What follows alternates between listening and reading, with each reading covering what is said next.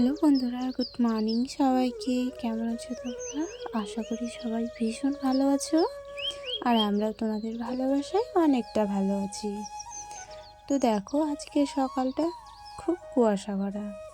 তো আজকের কুয়াশা ভরা দিন দিয়ে আজকের নতুন একটি ব্লগ আমি শুরু করছি। তো চলো বন্ধুরা, তোমরা সবাই সাথে থাকো, আর ভিডিওটি শেষ অবধি দেখার আর কি অনুরোধ রইল তোমাদের কাছে।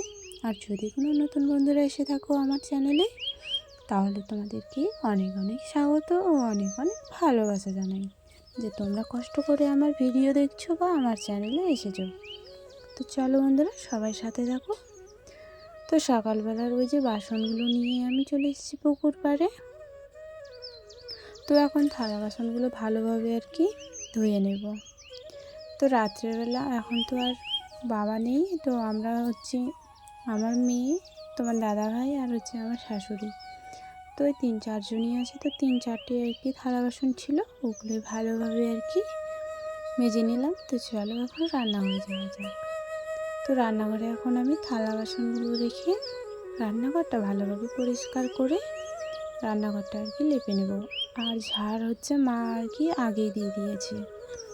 আর জানো তো আজকে কি বলবো আর তোমাদেরকে, এত তাড়াতাড়ি সকাল হচ্ছে, তার জন্য ওই যে গাছের ফুলগুলো আর কি ভালোভাবে আর কি পড়ছে না।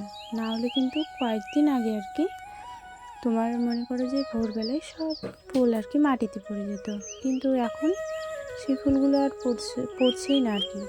তো ওই জন্য ভাবলাম যে একটু ঝুঁকিয়ে একটু পেরে নিই, আমার আবার ফুল দেখলে আর লোভ আর কি সামাল হয় না। তো ওই জন্য গাছটাকে ভালোভাবে ঝুঁকিয়ে আর কি ফুলগুলো আমি পেরে নিচ্ছি।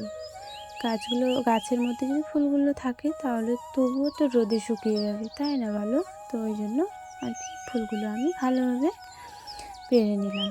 তারপরে আমি চলে আসলাম, শাড়িটা আর কি চেঞ্জ করে নাইটিটা পরে নিয়েছি। তো ওই যে দেখো, চাদর আমি গায়ে দিয়েছি।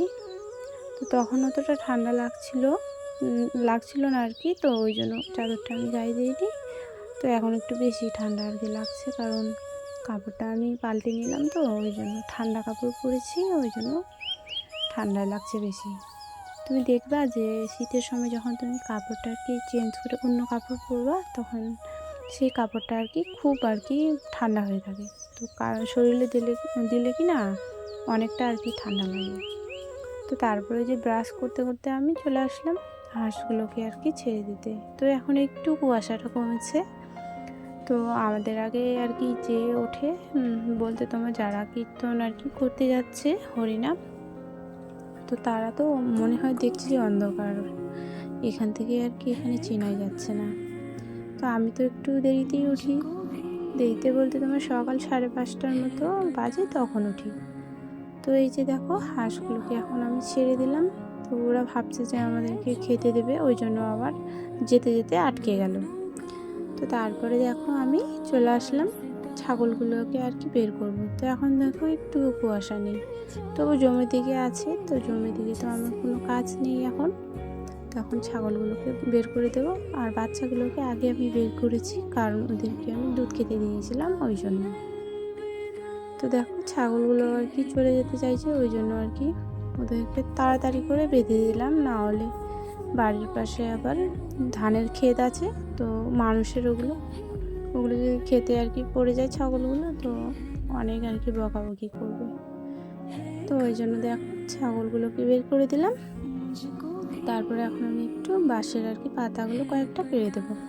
তো ওরা একটু সকালবেলা এগুলোই খাক, পরে আবার অনেকগুলো আর কি গাছের পাতা আমি পেরে নিয়ে আসবো। তো চলো বন্ধুরা, তোমরা সবাই সাথে ছিলে বা এসেছো, এত দূর দেখছো ভিডিওটা আমার।